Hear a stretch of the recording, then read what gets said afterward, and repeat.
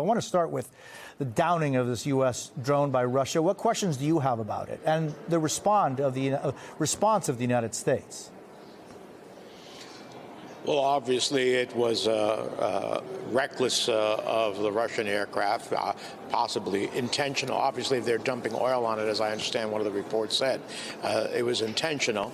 The question is then, what exactly do we do beyond lodging a protest? Obviously, we're not seeking conflict with Russia directly, but we cannot, at the same time, allow them to interfere with our aircraft in international airspace. And so I look forward to the administration taking a more direct stance with the Russians and having some consequences that are meaningful so that they get the message you can't continue to do this.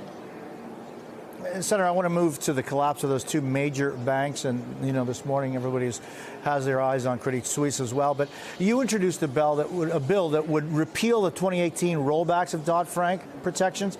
Do you see any similarities between these bank failures and the crisis of 2008? Well, they're not quite the same, for sure.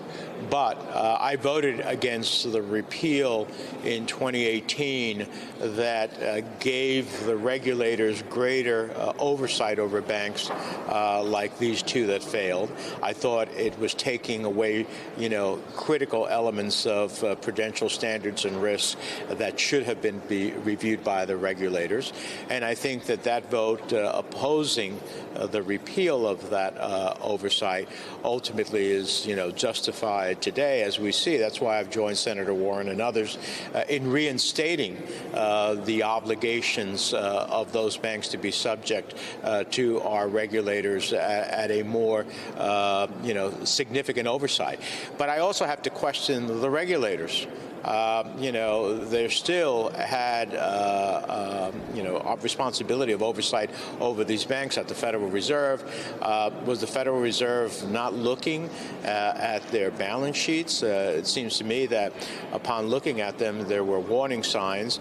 And what was the Federal Reserve, who is raising interest rates, thinking about as it relates to banks like these and maybe others that may be affected by their rate hikes and what that means to their depositors? So there's a lot of questions to be raised here, but I think the regulators didn't get it right. And certainly, those who repealed the oversight of these banks, I think in hindsight, they're probably saying, I shouldn't have done that. Senator, meanwhile, in Mexico, after 4 Americans were kidnapped there, only 2 survived. The Mexican president said Mexico is safer than the United States. The Washington Post says more than 500 Americans are still missing in Mexico. Is Mexico a good partner to the United States, Senator? Well, look, I think we have a real challenge with Mexico. I've been outspoken about where Mexico is being taken under President López Obrador.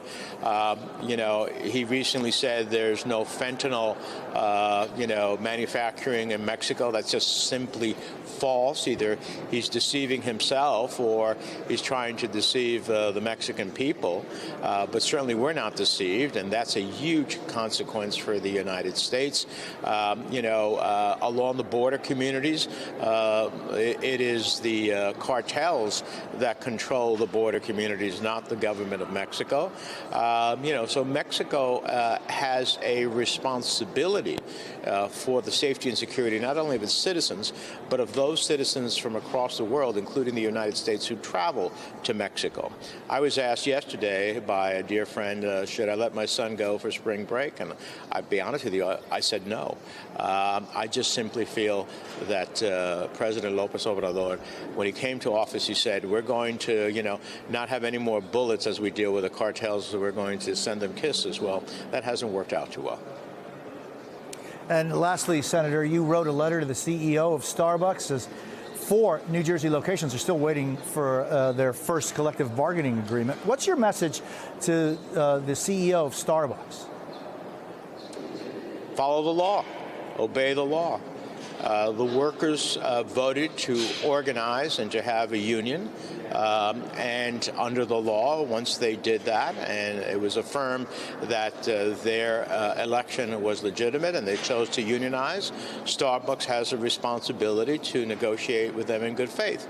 And Starbucks clearly has not done that, hasn't even attempted to negotiate with them, follow the law, and if not, face the consequences.